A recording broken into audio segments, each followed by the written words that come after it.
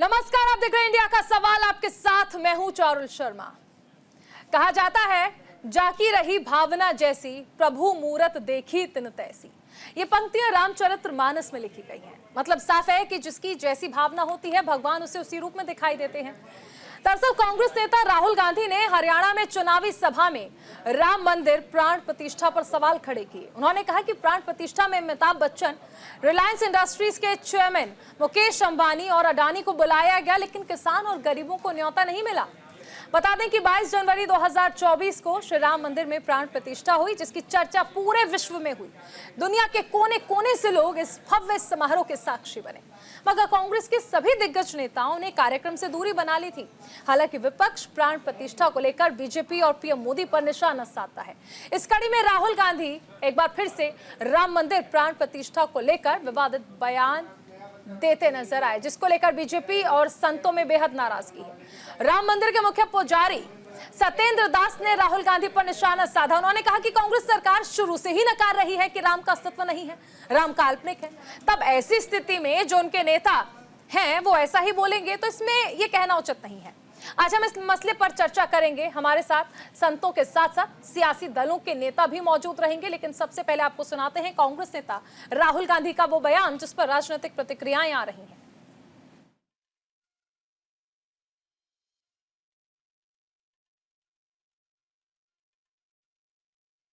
का ये बयान जो है वो काफी सुर्खियों में है। संत समाज में इस बयान को लेकर नाराजगी है। ये बयान भी आपको सुनाया जाएगा। दरअसल राहुल गांधी ने एक बार फिर से राम मंदिर प्राण प्रतिष्ठा को लेकर विवादित बयान दिया है। इससे पहले भारत जोड़ो यात्रा आपको याद होगी, जिस दौरान राहुल गांधी ने प्राण प्रतिष्ठा को लेकर सवाल उठाए थे। अब सवाल यह है कि आखिर वोट बैंक के लिए हिंदू धर्म की आस्था पर कब तक चोट की जाएगी। बीजेपी भी यह सवाल उठा रही है कि वोट बैंक के लिए सनातन का अपमान क्यों। प्राण प्रतिष्ठा में बुलावे पर राहुल गांधी ना सिर्फ कांग्रेस समेत किनारा करते हैं प्राण प्रतिष्ठा समारोह से, बल्कि इसको लेकर विवादित बयान भी देते हैं।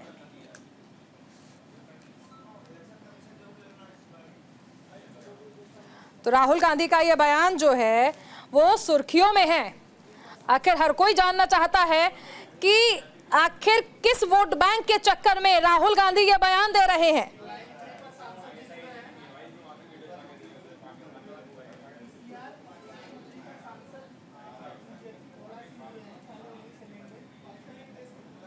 राम मंदिर प्राण प्रतिष्ठा में नाच गाना था, अंबानी अडानी थे, लेकिन किसान और मजदूर नहीं थे, ऐसा कहना है राहुल गांधी का।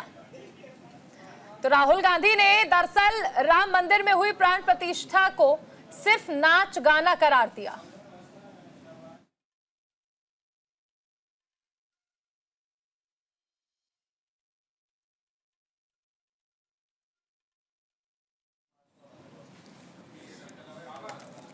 चलिए चर्चा की शुरुआत करते हैं। तमाम मेहमान हमारे साथ जुड़ेंगे। सबसे पहले हमारे साथ बीजेपी सांसद भोला सिंह जी जुड़ गए हैं। मैं भोला जी, आपका इस पर क्या रिएक्शन है? देखिए, एक भव्य आयोजन किया गया था, प्राण प्रतिष्ठा की गई थी रामलला की, लेकिन कांग्रेस सांसद राहुल गांधी ने इससे सिर्फ और सिर्फ नाच गाना करार दिया। देखिए राहुल गांधी की आजकल क्या बोल रहे हैं, कुछ समझ से परे है। अभी ये भगवान श्री राम के पावन मंदिर के प्राण प्रतिष्ठा पर सवाल उठा रहे हैं, उसमें क्वेश्चन मार्क लगा रहे हैं। अभी कुछ समय पहले संसद में उन्होंने भगवान को आतंकवादी कहा था। अभी अमेरिका में गए, वहाँ बोल के आए कि हम सत्ता में आएंगे देश में तो आरक्षण को खत्म कर देंगे। यानी जो व्यक्ति हिंदुस्तान में संविधान की कॉपी लेके पार्लियामेंट में शपथ लेते हैं लोकसभा सांसद की, और अमेरिका में जाके कहते हैं कि हम आरक्षण को खत्म कर देंगे।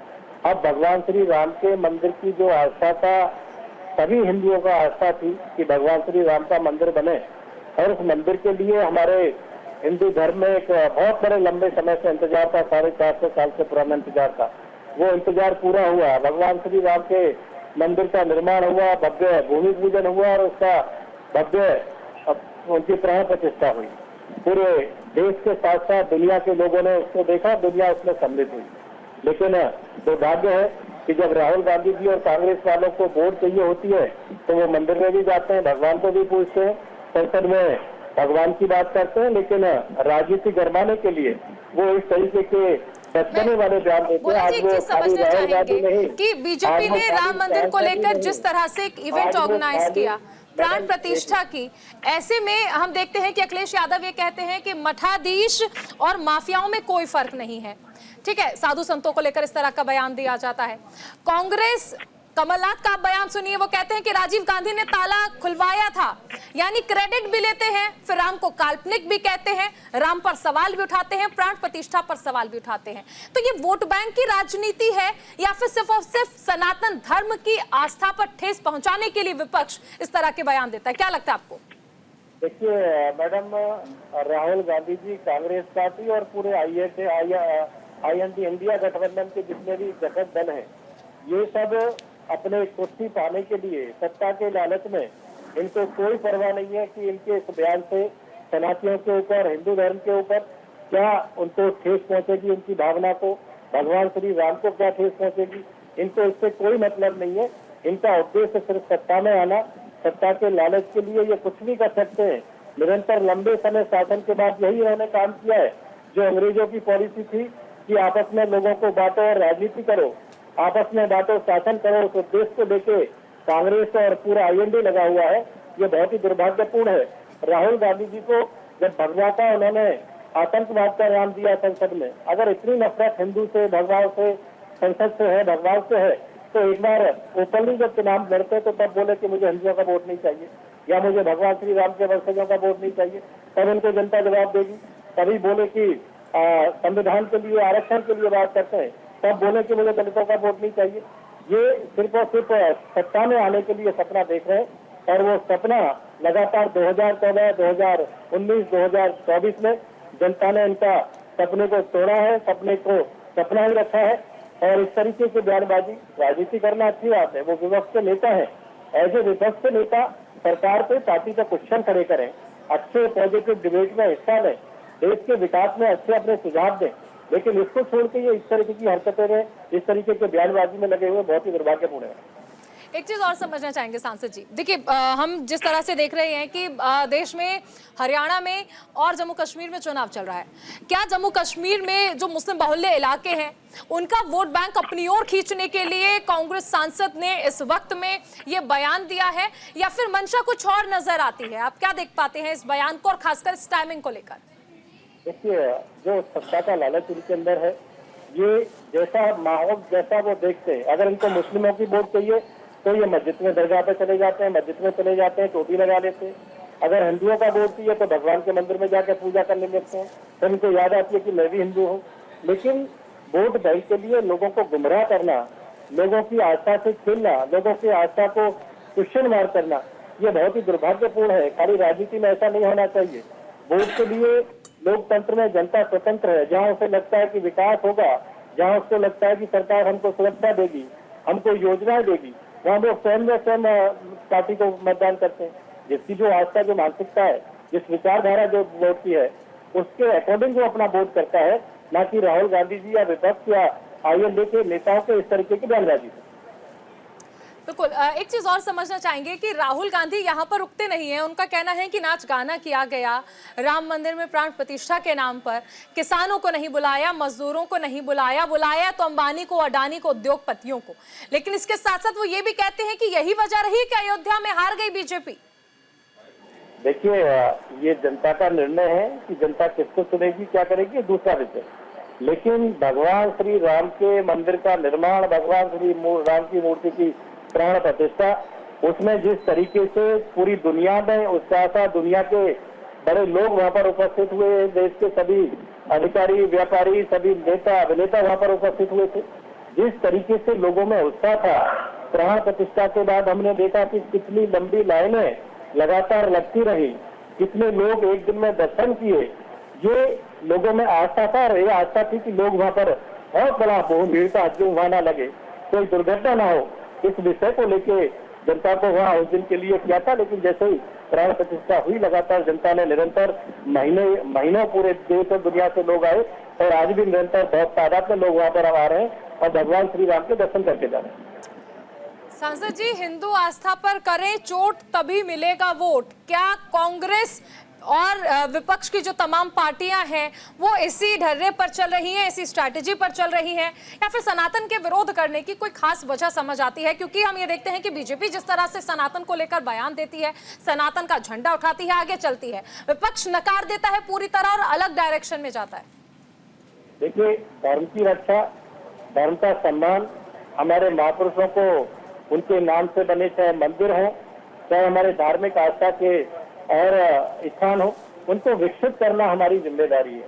लेकिन इसके साथ साथ अगर हम 10 साल का माननीय मोदी जी का कार्यकाल देखेंगे, उसमें सबका साथ, सबका विकास, सबके विश्वास की नीति को लेकर सरकार ने काम किया है। और अगर हम लाभार्थियों का डाटा निकालते हैं तो कोई भी धर्म, कोई भी व्यक्ति, कोई भी जाति विशेष ऐसी नहीं बची है जिसने योजना का लाभ न लिया हो। अगर हम देखें तो सर्वाधिक लाभ उन्हीं वर्गों को मिला है, उन्हीं व्यक्तियों को मिला है जो कभी कभी सोचते हैं कि बीजेपी को वोट दे कि ना दे। क्योंकि सरकार की ऐसी कोई पॉलिसी नहीं है। जो इस देश का नागरिक है, माननीय प्रधानमंत्री जी की, हमारी पार्टी की, हमारी सरकार की जिम्मेदारी है कि उसको जीवन यापन की आवश्यकताओं की पूर्ति योजनाओं के माध्यम से हो, वो सम्मान के साथ में रहे और विकसित भारत के निर्माण में उसकी भी सहभागिता हो। इस उद्देश्य को लेकर हमारी सरकार पार्टी काम कर रही है।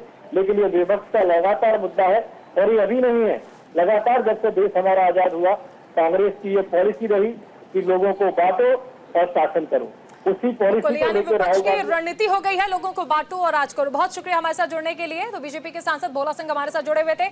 चलिए, चर्चा की शुरुआत जो है वो हो चुकी है, चर्चा को आगे बढ़ाते हैं। तमाम खास मेहमान जुड़ गए हैं। अनिरुद्ध सिंह जी प्रवक्ता हैं बीजेपी के, अशोक यादव सपा के प्रवक्ता हैं, प्रियंका गुप्ता कांग्रेस की तरफ से हमारे साथ हैं, स्वामी उपमन्यु महाराज हिंदू धर्मगुरु मेरे साथ स्टूडियो में मौजूद हैं, महामंडलेश्वर वेद मूर्ति नंदन सरस्वती जी हिंदू धर्मगुरु हैं, हमारे साथ मौजूद हैं, और इसी के साथ साथ साध्वी आराध्या हमारे साथ जुड़ी हुई है हिंदू धर्मगुरु के तौर पर। मैं सबसे पहले आपके पास आना चाहूंगी महामंडलेश्वर वेद मूर्ति नंदन सरस्वती जी, जिस तरह से राहुल गांधी ने पूरे राम मंदिर प्राण प्रतिष्ठा समारोह को ये कहकर खत्म कर दिया कि वहां सिर्फ और सिर्फ नाच गाना किया गया था, इसे किस तरह से देखते हैं? देखिए चारू जी, जैसे दृष्टि वैसी सृष्टि। जी, अब हम उनसे क्या अपेक्षा रखें जिनको जनेऊ पहनने तक की अकल ना हो। जो व्यक्ति कोर्ट के ऊपर जनेऊ पहन करके पूजा पाठ करके हिंदुओं को बरगलाना चाहता है, वो हमारे सनातन धर्म के बारे में बताएगा कि वहाँ पे सेलिब्रिटी आए थे या साधु संत आए थे, वहाँ नाच गाना हुआ या प्राण प्रतिष्ठा का जो हमारी वैदिक रीति है उससे किया गया। उनको क्या पता, वो तो बेचारे अनभिज्ञ है। बशर्ते इसमें पूरी तरह की राजनीतिक है। और ठीक आपने कहा कि ये तो हिंदुओं धर्म को बदनाम करने के लिए ये सबसे बड़ी साजिश है और मेन इसका जो निशाना है वो मुसलमान वोट बैंक को साधने के लिए है और कोई बात नहीं है। आज तक राहुल गांधी ने कभी भी सनातन धर्म के बारे में या भगवान राम के बारे में कोई अच्छी बात बोली हो तो मुझे बताइए। जिस परिवार ने, जिस पार्टी ने हमेशा भगवान श्री राम को काल्पनिक बताया हो, राम सेतु को काल्पनिक बताया हो, आज उसी पर प्राण प्रतिष्ठा पे कह रहे हैं कि वहाँ पे नाच गान हुआ, वहाँ साधु संत नहीं गए थे। तो कौन गए थे? हजारों हजार जो वहाँ मठाधीश थे, जो साधु संत थे, जो वेद पाठी ब्राह्मण थे, जलादिवास, पुष्पादिवास, फलादिवास, अन्नादिवास, जो सारे वैदिक रीति से पूजा पाठ किया गया, ये क्या था? ये राहुल गांधी बताएंगे, क्योंकि उनको सनातन धर्म के बारे में सब भी पता नहीं है। वो हमारे सनातन धर्म के बारे में कैसे जान सकते हैं कि वहाँ नाच गाना हो रही थी या वैदिक रीति से प्राण प्रतिष्ठा किया जा रहा था? ये सब विशेष करके सनातनियों को इसके ऊपर जागृत होना चाहिए और इनकी मंशा को जानना चाहिए कि ये और कुछ नहीं, सनातन धर्म को बदनाम करने के लिए भगवान श्री राम के प्राण प्रतिष्ठा के ऊपर जो प्रश्न चिन्ह उठाया है ये घोर आपत्तिजनक है और इसको अभी हरियाणा में और कश्मीर में हिंदू समाज मुंहतोड़ जवाब देगा। बिल्कुल। साध्वी आराध्या भी हमारे साथ हैं। साध्वी आराध्या, क्या लगता है आपको, आखिर क्या मंशा हो सकती है राहुल गांधी की इस बयान के पीछे कि राम मंदिर प्राण प्रतिष्ठा के नाम पर सिर्फ और सिर्फ नाच गाना किया गया? देखिए, जो प्राण प्रतिष्ठा हुई थी उसमें सबने ही देखा है, पूरे वर्ल्ड ने देखा है, उसमें तो कोई नाच गाना नहीं हुआ है। उसके हम क्या कहते हैं, साक्षात प्रमाण है, पूरी जनता प्रमाण है। और कहा कि ये मजदूर नहीं आए थे तो राम मंदिर बनाया किसने? राम मंदिर जो बनाया है वो मजदूरों की ही तो देन है, मजदूरों ने तो ही बनाया है। क्या राहुल गांधी जी को फूट डालो शासन करने में, ये नीति अपनाने में बहुत ही अच्छा लगता है। हमेशा वो दिमाग से खेलते हैं, कभी दिल से खेलेंगे तभी तो जनता के अंदर अपनी जगह बना पाएंगे। इतनी बड़ी बात उन्होंने कह दी कि यहाँ नाच गाना हुआ था। क्या बताइए, ये नाच गाने का विषय है क्या? आप मंदिर प्राण प्रतिष्ठा नाच गाने का विषय है क्या? इतनी बड़ी बात कहना और इतना बड़ा एलिगेशन लगाना। राहुल गांधी अगर सनातनी होते तो ये बात बिल्कुल नहीं कहते।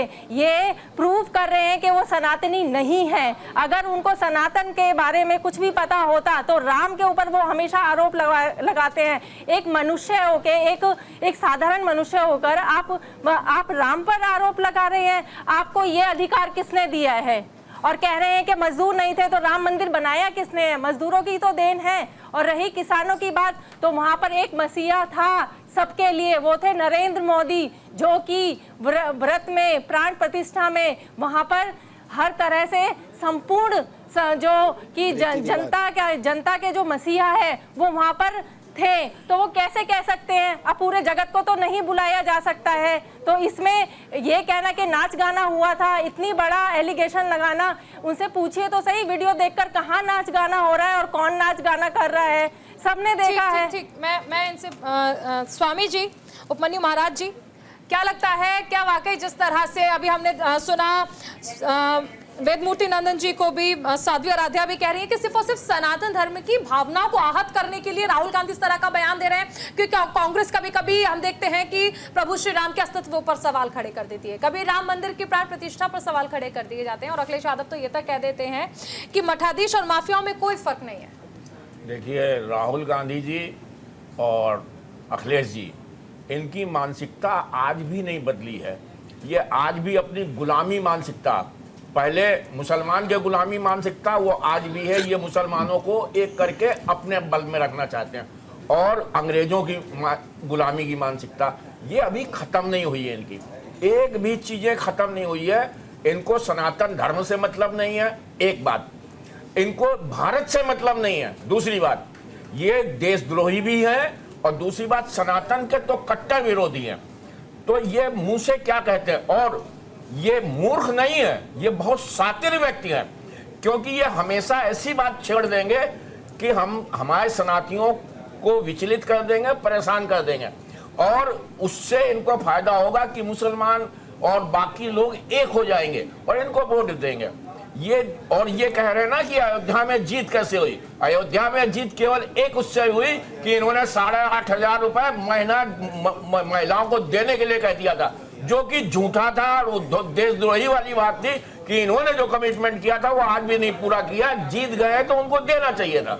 ये 8,500, उसका उत्तर ये है कि ये जीते ही इसलिए थे कि उन्होंने महिलाओं को फार्म भर के दे दिया था कि अगर हम जीते तो 8,500 रुपये महीना और 1 लाख रुपए साल देंगे। ये केवल धोखेबाजी से ये जीते हैं। ये कोई उससे नहीं जीते हैं कि हमने अपनी अच्छाइयों से जीते, अच्छाइयों से नहीं, धोखा दे के जीते हैं। एक बात। दूसरी बात, ये कहते हैं कि वहां पे गरीब कर्ज लेके भी आया था। 3 लाख आदमियों की भीड़, केवल पूंजीपतियों की नहीं थी। पूंजीपति तो चंद्र लोग थे। इतनी भीड़ जो जिनके पास जाने का किराया नहीं, तो लोग पड़ोसी से अपना गेहूं बेच के और वहां पे गए थे। इतनी भीड़, मेरी बात पूरी होने दीजिए, 1 मिनट, अभी अपनी मेरी बात पूरी होने दीजिए। कि वहां पे इतनी भीड़ थी, वो आम आदमी की नहीं थी, क्या गरीब आदमी की नहीं थी। वहां पे श्रद्धा के उसमें 3 लाख आदमी जहां पे एक दिन में हो। वो कहते हैं वो 3 लाख आदमी क्या अमीर था सब, अडानी अंबानी था सब। ये मूर्ख आदमी है और मूर्ख के साथ धूर्त भी है। इनमें धूर्तता में कमी नहीं है। ये देश बेच के भी राज करना चाहते हैं। इनका काम ही ये है कि फूट डालो, कभी जात के नाम पे, कभी धर्म के नाम पे, और फूट डाल के वोट लो देश को बेचना ठीक है, चालू मैं कर स्वामी दो। जी एक बार सबके रिएक्शंस ले लूं। अभी मेहमान और भी हमारे साथ बने हुए हैं। अशोक यादव जी, क्या रिएक्शन है आपका? राहुल गांधी के इस बयान से कितना इत्तेफाक रखते हैं आप? देखिए चारू जी, जो वहां पे हुआ अयोध्या में, जो राम मंदिर प्राण प्रतिष्ठा के नाम पर, भगवान राम के नाम पर जिस तरह से मोदी सरकार ने उस समय अपना चुनावी कैंपेन चलाया, चुनावी इवेंट किया, वो तो सबको पता है ना। तो भगवान राम के नाम पे अपना एजेंडा सेट कर रहे थे, राम के पीछे छुप के। आप देखिए 2014 में जब माननीय मोदी जी काशी गए थे तो उन्होंने क्या बोला था कि मुझे तो माँ गंगा ने बुलाया है। उसके बाद एक बार भी माँ गंगा की स्तुति किया उन्होंने। वो उस बार माँ गंगा को बेचे 14 में, और इस बार 24 में जो भगवान राम को बेचने का प्रयास किया। लेकिन वहाँ की जनता समझदार है, वहाँ की जनता का मैं धन्यवाद देना चाहता हूँ। तो जनता ने समझ गई इन लोगों की धूर्तता। मैं आपसे अशोक जी बस एक चीज का अनुरोध करूंगी, आप प्लीज आपके जो भी वर्ड्स हैं, राम को बेचने का काम किया ऐसे शब्दों का इस्तेमाल ना करें। प्रभु श्री राम आराध्य हैं, सभी के आराध्य हैं, करोड़ों सनातनियों के आराध्य हैं। तो आप ये कह सकते हैं उनके नाम पर राजनीति की, उन्हें बेचने का काम, मनुष्य की इतनी औकात नहीं कि वो प्रभु श्री राम की बोली भी लगा पाए। तो प्लीज शब्दों का अगर आप थोड़ा सा ध्यान रखें। चारुल जी, आपने वो फोटो नहीं देखी क्या, जो भगवान राम की उंगली पकड़ के मोदी जी उनको मंदिर की तरफ ले जा रहे थे? इतना बड़ा मोदी का कैरेक्टर हो गया कि भगवान राम की उंगली पकड़ के ले जाएंगे मंदिर में। आप ऐसी बात कर रहे हैं। और दूसरी बात आप देखिए, जो हमारे धर्म गुरु हैं शंकराचार्य, उन्होंने भी यही बात कही। जो विपक्ष के लोगों ने सवाल उठाया, उन्होंने कहा जो अपूर्ण मंदिर है ये शास्त्र सम्मत नहीं है, अपूर्ण मंदिर की प्राण प्रतिष्ठा उचित नहीं है। तो आप ये बताइए, शंकराचार्य जो हमारे हिंदू धर्म गुरु हैं, उनसे बड़ा तो कोई धर्माचार्य है नहीं देश में। तो जब उन लोगों ने ये बात कही कि ये भारतीय जनता पार्टी का चुनावी एजेंडा था, तो अब उसमें क्या बचा है चारू जी का सुनने को? दूसरी बात आप बताइए, राम के नाम पर वहां पे कितना लूट किए इन भाजपाइयों ने। आप देखिए, उत्तर प्रदेश की योगी सरकार के तमाम अधिकारियों ने वहां पे जमीनें खरीदी, अपना ब्लैक मनी उसमें इन्वेस्ट किया। उसके बाद सेना की जमीन जो थी, माझा गांव वहां पे 2211 एकड़ सेना की जमीन उन्होंने उद्योगपतियों को दे दिया, अपने चाहते उद्योगपतियों को। तो आप तो अपने उद्योगपतियों की जमीन वहां दे रहे हैं, आपके लोग वहां जमीनों में घोटाले करके पैसे कमा रहे हैं। भगवान राम के नाम पे जो पथ बनाया गया था, राम पथ, वो ढह गया, एक बरसात नहीं झेल पाया। तो भारतीय जनता पार्टी की आस्था भगवान राम में भी नहीं है, न तो मां गंगा में है, न तो इस देश में है। उनकी आस्था सिर्फ और सिर्फ चुनाव जीतने में है। ठीक है, मैं इस मुद्दे पर हमारे साथ जो बीजेपी के प्रवक्ता हैं अनिरुद्ध सिंह, उनका रिएक्शन लूंगी और आगे हम इस चर्चा को जारी रखेंगे। अभी एक बहुत छोटे से ब्रेक के लिए हमें रुकना पड़ रहा है। बने रहिए न्यूज इंडिया के साथ, देखते रहिए इंडिया का सवाल। ब्रेक के बाद स्वागत है आपका। आप देख रहे हैं इंडिया का सवाल और सवाल यही है कि आखिर राहुल गांधी ने जिस तरह राम मंदिर की प्राण प्रतिष्ठा को महज नाच गाना करार दिया है, इस पर साधु संतों में नाराजगी है, बीजेपी में नाराजगी है, लेकिन विपक्ष का एजेंडा क्या है इस बयान के पीछे, इस पर हम आज चर्चा कर रहे हैं। तमाम खास मेहमान बने हुए हैं। अनिरुद्ध सिंह जी बीजेपी के प्रवक्ता हमारे साथ बने हुए हैं। अनिरुद्ध सिंह जी, आप जिस राम मंदिर की प्राण प्रतिष्ठा को लेकर आप लोग पीठ थपथपाते हैं और कहते हैं कि प्रभु श्री राम का मंदिर हम लोगों ने बनवाया, कांग्रेस सपा इसे सिर्फ और सिर्फ भ्रष्टाचार कहते हैं, नाच गाना कहते हैं और ये तक कह देते हैं कि जो हिंदू होते हैं वो हिंसा की बात करते हैं। और अभी जो आपके फेलो पैनलिस्ट हैं अशोक यादव जी, उन्होंने कहा कि रामपथ पर भ्रष्टाचार हुआ, यानी आप जिसका क्रेडिट ले रहे हैं उसमें तमाम खामियां निकाल दी गई हैं। चारुल जी, मैं आपका इंट्रो बड़े ध्यान से सुन रहा था, उसमें एक बड़ी अच्छी लाइन आपने बोली, चौपाई बोली श्री रामचरितमानस की, जाकी रही भावना जैसी प्रभु मूरत देखी तैसी। तो कांग्रेस का तो ये रहा है कि जब नेहरू जी प्रधानमंत्री थे, डॉक्टर राजेंद्र प्रसाद राष्ट्रपति थे, तो राजेंद्र प्रसाद जी सोमनाथ मंदिर के उद्घाटन पर जाना चाहते थे और नेहरू जी ने उनको मना किया और हश्र ये हुआ कि राजेंद्र प्रसाद जी पटना के छोटे से कोठरी में जाके डेथ हुई और कोई व्यक्ति कांग्रेस का उनके अंतिम संस्कार में नहीं जा, जो कि वो पूर्व राष्ट्रपति थे।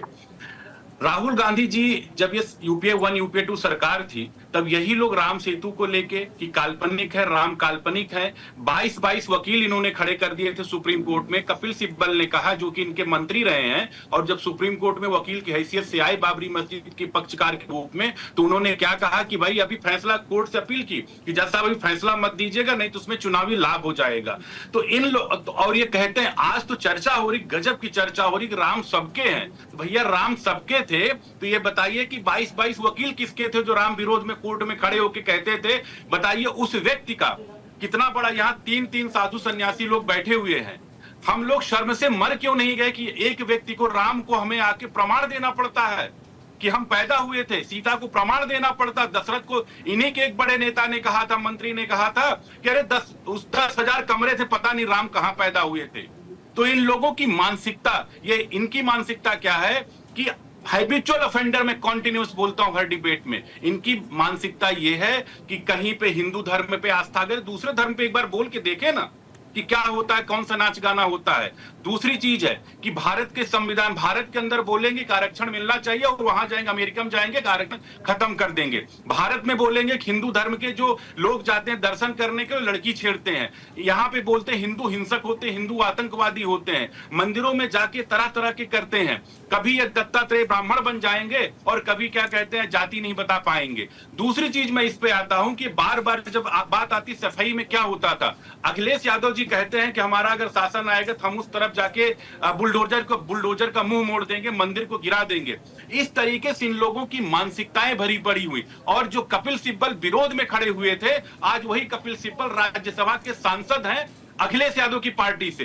तो इन लोगों की मानसिकता राम विरोधी नहीं, ये लोग पूरा देश को विरोध करते करते, अरे करिए ना भाजपा का विरोध, नरेंद्र मोदी जी को दीजिए ना गाली, कितनी गाली देनी है, भाजपा का विरोध करिए ना, पॉलिसी पर आप विरोध करिए ना, लेकिन आपके अंदर साहस नहीं है कि आप लाल चौक पे खड़े होकर, इतना दम नहीं है कि आप कह सके पीओके को लेके रहेंगे, क्योंकि आपके अंदर वो साहस नहीं है। आपके अंदर वो साहस नहीं किसी दूसरे धर्म के बारे में बोलने का।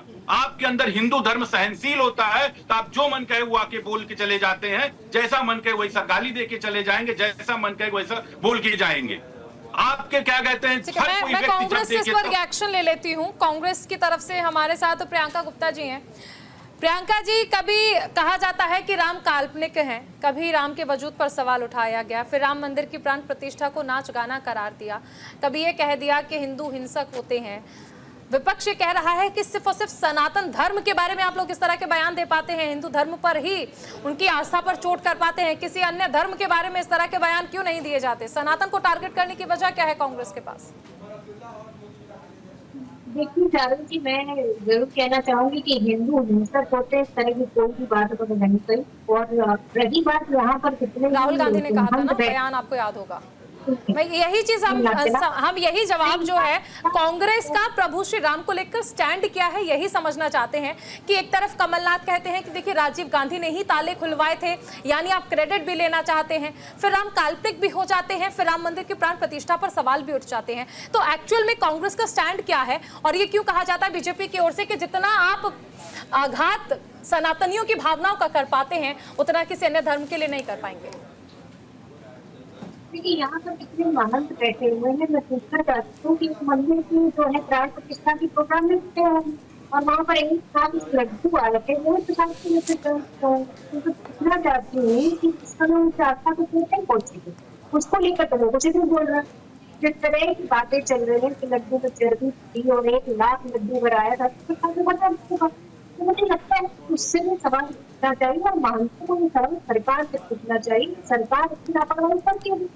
पैरासीटामोल से लेकर 50 और 55 दवाएं हैं, उसको लेकर नमक से, दूध में, घी में, दही में, हर चीज में मिलाया। तो आज हिंदू का हिंदुत्व हो या सनातन का सनातन धर्म हो, कोई तरीके से खतरे में है भाई।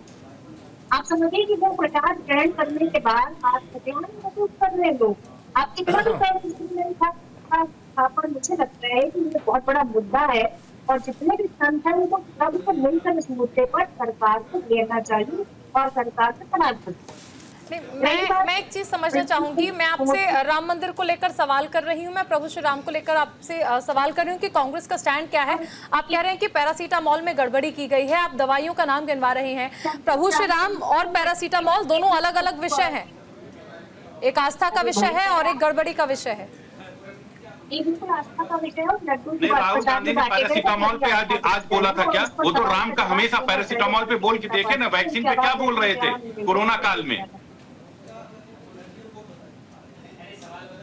कोरोना काल में आप तो एक विदेशी वैक्सीन को लेके आप कह रहे थे बड़ी अच्छी वैक्सीन, भारत की वैक्सीन को लेके आप इतना द्वंद्व फैला रहे थे। आप कभी क्या कहते हैं, राम पे पर बोलना बड़ा आसान है, क्योंकि हिंदू आस्था के साथ खिलवाड़ करना, बोलना आप लोग हैबिचुअल ऑफेंडर है आप लोग।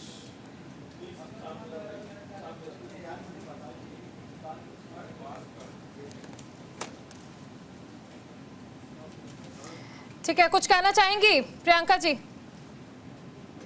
तो इनकी प्रवक्ता जो बीजेपी की, उनकी आवाज बिल्कुल नहीं आ रही है, क्या कह रहे हैं मुझे सुनाई नहीं दे रहा। पर मैं इतना जरूर कहना चाहूंगी कि आप सुनने का थोड़ा धैर्य रखने चाहूँ जी। जो लड्डुओं की बात मैंने कही, तो वाकई में सनातन से जुड़ी हुई बात है, धर्म से जुड़ी हुई बात है और मंदिर से प्राण प्रतिष्ठा से भी जुड़ी हुई। और आप बताइए कि अयोध्या की जनता ने, अब अयोध्या की जनता भगवान श्री राम को दिया भारतीय जनता पार्टी को, और उसके बाद भी भारतीय जनता पार्टी अपने कलर ऊंचे कर रही है, ये इतनी बेशर्मी कहाँ से भारतीय जनता पार्टी आती है, ये मुझे समझ नहीं। आप देखिए कि आप प्रधानमंत्री को एक तरफ चाहिए और दूसरी तरफ आदरणीय राम जी, आपको कितना डिफरेंस है? प्रधानमंत्री जी खड़े होकर सारी मिलावट और सारी बेईमानी कांग्रेस के टाइम में हुई है। अब तो वो पकड़ी जा रही है, अब तो वो सामने आ रही है। जितना भी हुआ, जो लाइसेंस, चाहे वो पैरासीटामॉल का दिया हो, चाहे घी का दिया हो, चाहे उसका दिया हो, ये सब कांग्रेस के शासन में हुआ। और अब तो पकड़ा जा रहा है, सब चीजें खुल के सामने आ रही हैं, उस पर जांच हो रही है, उसको आगे बढ़ाया जा रहा है। ये जितना भी है, चाहे पैरासीटामॉल हो, चाहे कोई भी चीज हो, चाहे मिलावट हो, ये सब कांग्रेस की देन है। क्योंकि उनका काम था एक ही, केवल पैसा खाना, झूठ बोलना, पैसा खाना, और ऐसे लोगों को काम देना, ठेका देना, ऐसे लोगों को मैन्युफैक्चरिंग लाइसेंस देना कि जिसमें उनको फायदा हो, अपने सगे संबंधियों को दे देना, जिसमें क्वालिटी से मतलब नहीं है, फायदा होने से मतलब है कि उनको पर्सनली फायदा हो। ये अब तो जांचें हो रही हैं और जांच में निकल के आ रहा है कि क्या क्या गड़बड़ हो रही है। अगर ये सब इनके टाइम में होता तो जांचें नहीं होती।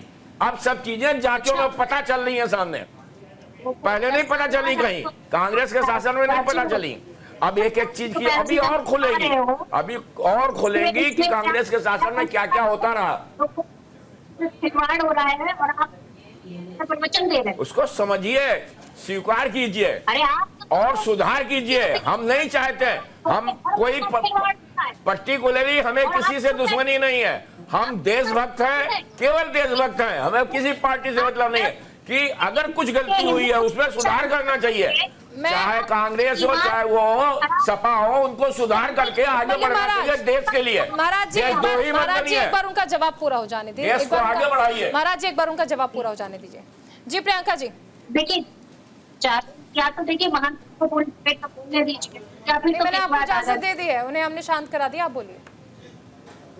मैं पूछना चाहती हूँ, को देखिए किसके साथ, दैनिक मजदूर के साथ देखते हैं, हम के साथ देखते हैं, हम स्त्री के साथ में देखते हैं, हम नाई के साथ में देखते हैं, हम किसान के साथ में देखते हैं, खेतों में अपना काम कर रहा हो, के साथ देखते हैं, तो सब्जी को बेचने के लिए अपने हाथ को बाहर आ रहा है। हम कुछ छोटे जो व्यापार करने वाले लोग,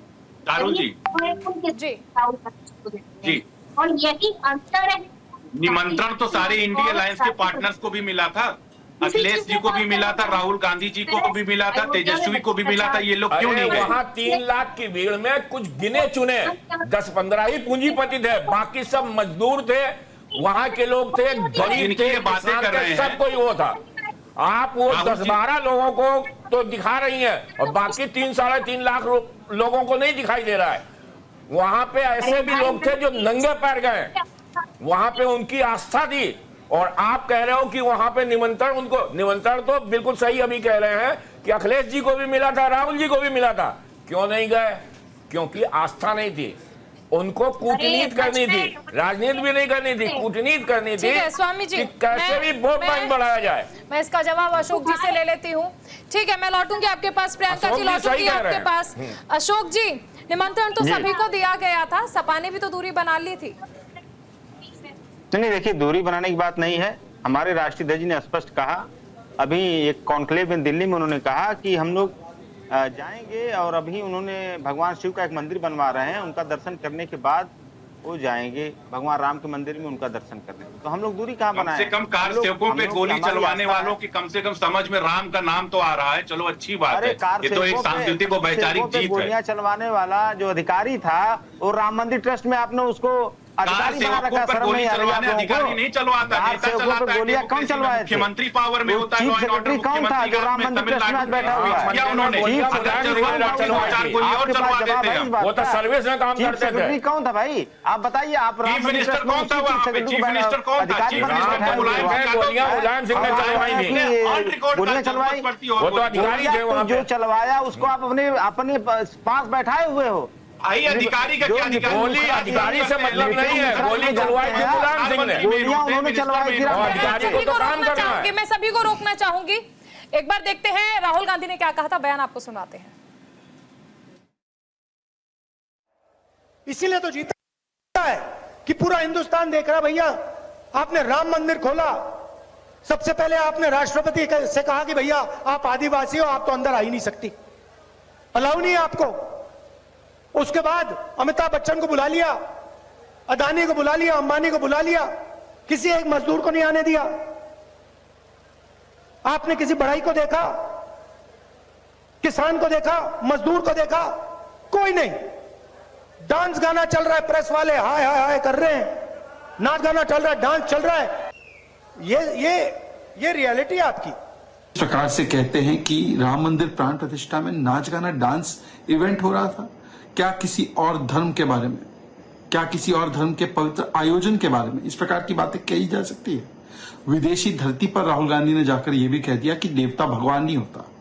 और अब ये बयान हिंदू हिंसक है, राम मंदिर के मूवमेंट को हमने समाप्त कर दिया। ये सहयोग नहीं, ये सोचा समझा प्रयोग है और इसके पीछे केवल वोट बैंक की लालसा है। वोट बैंक की लालसा में कितना गिरोगे राहुल गांधी कि आप एक पवित्र आयोजन को भी इस प्रकार से अपमानित करते हैं केवल इसलिए क्योंकि आपको एक पार्टी का विरोध करना है? विरोध कीजिए पार्टी का, पर हिंदू विरोध क्यों करते हैं? राहुल गांधी का बयान दुर्भाग्यपूर्ण है, इसका पुरजोर विरोध करते हैं, निंदा करते हैं। और मुझको लगता है राहुल गांधी मानसिक रूप से विक्षिप्त हो चुके हैं, पागल हो चुके हैं। उनको पागल खाने में भर्ती होना चाहिए।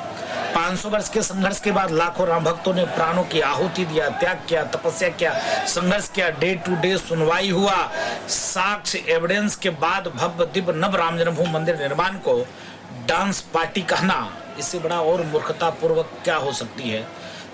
कांग्रेस शुरू से ही राम विरोधी रही है, सनातन विरोधी रही है, साधु संत के विरोधी रहे। उनको पच नहीं रहा है, उनको हजम नहीं हो रहा है राम मंदिर का निर्माण। तमाम खास मेहमान बने हुए हैं। प्रियंका जी, देखिए बीजेपी तो समझ आता है कि चलिए आपके साथ है, राजनीतिक पार्टियां हैं तो विरोध कर सकते हैं। संत समाज भी आपको सनातन विरोधी कह रहा है। लेकिन मुझे लगता है प्राण प्रतिष्ठा का प्रोग्राम हुआ। आपकी ऑडियो में कुछ प्रॉब्लम हो रही है प्रियंका जी, एक बार चेक करवा लीजिए।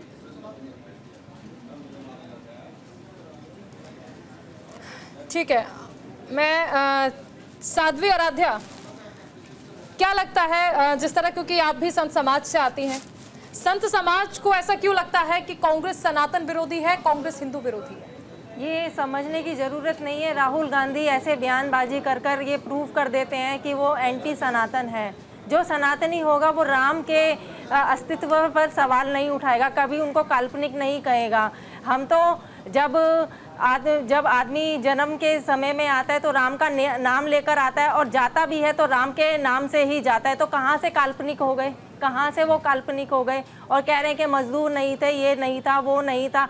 आपने आके जानबीन करिए कि नहीं थे, या वो यहाँ पर सनातनी नहीं थे, या मजदूर नहीं थे। ये तो एक भड़काऊ भाषण है और जनता को एक इसके सरकार के विपक्ष किया जा रहा है, उनको बिगलाया जा रहा है, उनको भड़काया जा रहा है भड़काऊ भाषण से, ताकि उनको वोट मिले। पर ये करना, ये राजनीति सही करना बिल्कुल भी ठीक नहीं है, क्योंकि अगर जिस तरह की ये राजनीति कर रहे हैं, ये फूट डालो शासन करने की राजनीति कर रहे हैं। अगर राम के नाम पर औरों को भी वोट मिले तो आप भी राम का नाम लेकर देख लीजिए, क्या पता अगली बार आपकी सरकार आ जाए। आप इस पर गौर फरमाइए ना। कभी आप कहते हैं राम काल्पनिक है, कभी कहते हैं राम का कोई अस्तित्व नहीं है, कभी कहते हैं राम सेतु नहीं है, हाँ कभी क्रेडिट भी लेते हैं। आपको राम का नाम भी चाहिए, आपको लड्डू भी चाहिए, और आपको राम भजना भी नहीं है। हम तो सनातनी हैं, हम जब तक हैं सनातन के लिए लड़ते रहेंगे। राहुल गांधी जी अपने आप को प्रूव कर रहे हैं कि वो सनातनी नहीं है। वो जब राम को ही नहीं मान रहे हैं तो बताइए फिर वो किसको मानेंगे? एक भारतीय, जब जब सनातन की बात होगी, हिंदू की बात होगी, तब तब राम की बात होगी। ठीक है, आप ये कह देते हैं कि नहीं वो तो सनातनी नहीं थे, वो तो काल्पनिक है। आप बताइए, जो नहीं दिखता वो काल्पनिक होता है। ऐसे तो कोरोना वायरस भी था, तो वो उसने क्या कहते हैं तबाही नहीं मचाई है। कभी वो कहते हैं कि मोदी जी क्या कहते हैं, एक किसी ने अभी बोला कि क्या कहते हैं मोदी जी जो हैं वो राम को लेकर जा रहे हैं। ये तो भाव है लोगों के, मोदी जी ने थोड़ी ना वो चित्र बनाया था, ये तो लोगों के भाव है। जहाँ आस्था है वहीं आस्था से रास्ता है, पर आपका तो आस्था से कोई रास्ता और कोई वास्ता ही नहीं है। तो ठीक है, अशोक यादव जी, साध्वी जी कह रही हैं कि आस्था से रास्ता है, लेकिन आपका आस्था से कोई वास्ता नहीं है। देखिए चारुल जी, मुझे नहीं लगता है कि भारतीय जनता पार्टी, खासतौर से माननीय मोदी जी की आस्था किसी भगवान में। आप देखिए, अगर सिलसिलेवार, मैंने इसके पहले भी बोल दिया था, माँ गंगा की तरफ पलट के उन्होंने देखा नहीं। अपने आप को गंगा पुत्र तो बोले, लेकिन माँ गंगा की तरफ पलट के नहीं देखा। उसके बाद जब भगवान राम के नगरी अयोध्या जब हारते हैं तो भगवान राम का नाम भी भूल गए हो। आपको याद होगा, उन्होंने जय जगन्नाथ नारा दिया।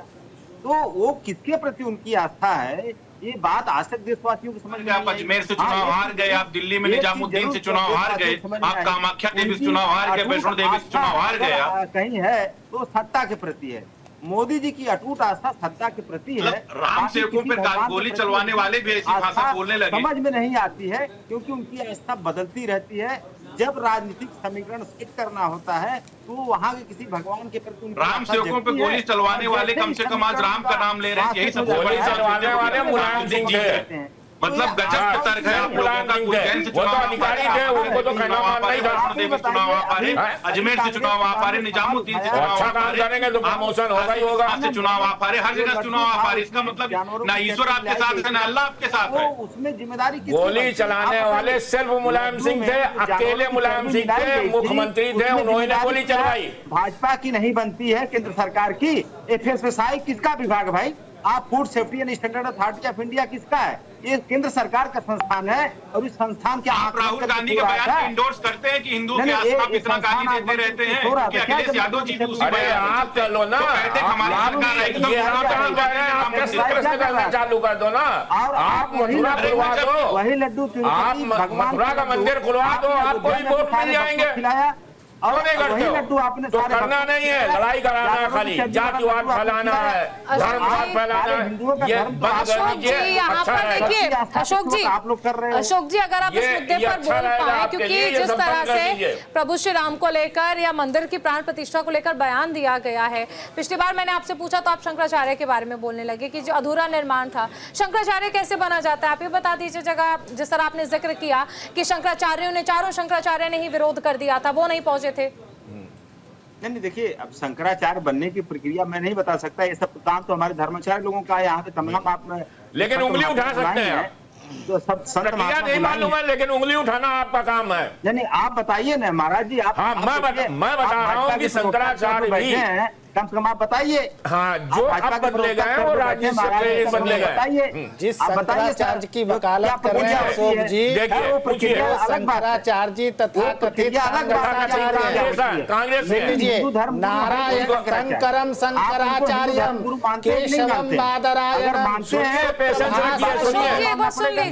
सुनिए शंकराचार्य किसे कहते हैं? शंकरम शंकराचार्यम केशवम बादरायणम शूत्रभाष कृतौ वंदे भगवन्तौ पुनः पुनः नारायणम पद्मभवम वसिष्ठम शक्तिम च तत्पुत्र पराशरम च व्यासम सुकम गौडपदम महांतम गोविंद योगींद्र मथास शिष्यम श्री शंकराचार्य पदम च हस्ता पादम च हस्तामलकम च शिष्यम।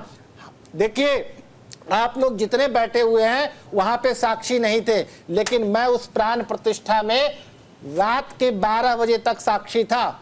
और वहां पे कैसे किस तरह से प्रतिष्ठा हुई, कौन कौन से विद्वान वहां आए, कौन से वेद पाठियों के द्वारा क्या हुआ, वो सारा चीजों का साक्षी मैं हूं। राहुल गांधी को क्या पता? राहुल गांधी वहां गए राहुल गांधी जो आज कह रहे हैं कि वहां पे कोई साधु संत नहीं है, सिर्फ नाचने वाले और गाने वाले पहुंचे। अब देशानंद जी महाराज जूना अखाड़े का सबसे बड़े महामंडलेश्वर, उसके बाद श्री श्री रविशंकर सतगुरु जी, देश के साध्वी रितंबरा, युग पुरुष परमानंद गिरी जी महाराज, जितने भी देश के बड़े बड़े संत थे जिनको राम के प्रति आस्था थी और जो जिनके पूर्वजों ने 500 वर्षों से जो टकटकी लगा करके देख रहे थे कि भगवान राम कब विद्यमान होंगे, कब प्रतिष्ठित होंगे, वो शुभ घड़ी आई और वहां हजारों देश के प्रतिष्ठित संत के सामने प्राण प्रतिष्ठा की गई। लेकिन और खाली ये संत नहीं थे, आज अगर सत्ता और कांग्रेस में गरीब से गरीब आदमी भी कह रही है कि वहां जो है वो प्राण प्रतिष्ठा नहीं है, तो मैं उनसे आग्रह करता हूं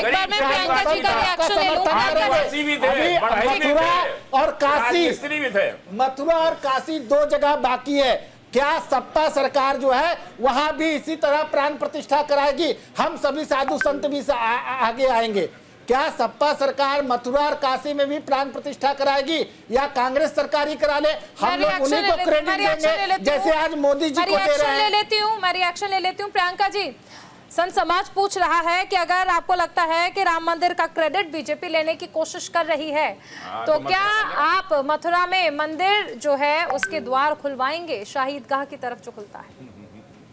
देखिए, मुझे लगता है जब कोई भी केस कोर्ट में होता है तो उसको डिसीजन लेने वाले हम और आप कोई नहीं होते। राम मंदिर की जो स्थापना हुई, राम मंदिर के बाद जो जजमेंट आया उसको सबने स्वीकार किया। हम आस्था रखते हैं पर हम दिखावा नहीं करते।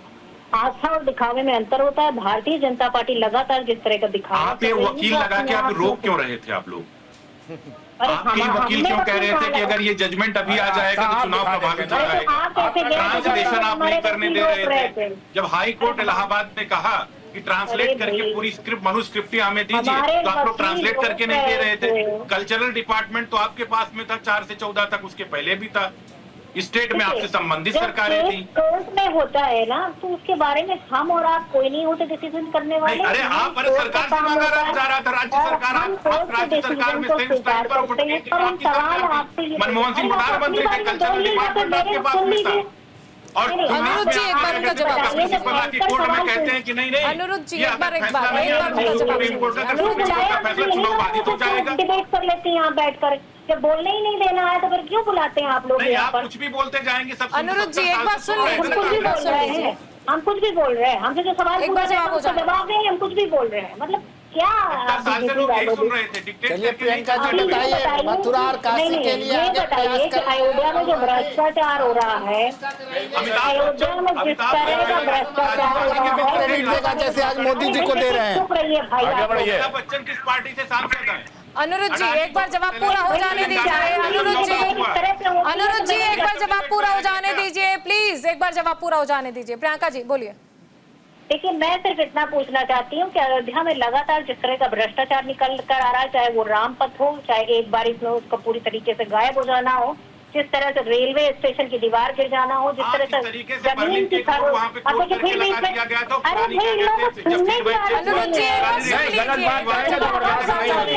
गलत बोलेंगे तो करने के लिए वक्त दिया जा रहा है ना। उसमें कोई काउंटर भ्रष्टाचारी लोग बैठ जाते हैं डिबेट में और उसके बाद बोलने नहीं देना चाहते दूसरों को। हालत ये हो गई है कि भ्रष्टाचार और बलात्कार जैसी घटनाएं अयोध्या में हो रही है। और मुझे दुख है वहाँ पर बैठा कोई लेकर कोई चिंता नहीं है। क्या महिलाओं की इज्जत आबरू आप 2014 के बाद राजनीति में आई है, 2014 के पहले का भ्रष्टाचार नहीं देखा आपने, 2004 से 2014 तक का भ्रष्टाचार नहीं देखा आपने। अभी आई है, अब भ्रष्टाचार दिखाई दे रहा है, इससे पहले भ्रष्टाचार नहीं दिखाई दिया। सारे डिपार्टमेंट बेच दिए और भ्रष्टाचार नहीं दिखाई दिया आपको। उसको किस तरह से बांट दिया अपने मित्रों में। अरे थोड़ा पहले भी जाइए ना। सेना के लिए बफर जोन बना था, उसको अपने मित्रों को बांट दिया। मंदिर के परिसर की जमीन की खरीद फरोख्त में पूरी तरह से भ्रष्टाचार हुआ और वहाँ की जनता के साथ पूरी तरीके से भ्रष्टाचार हुआ।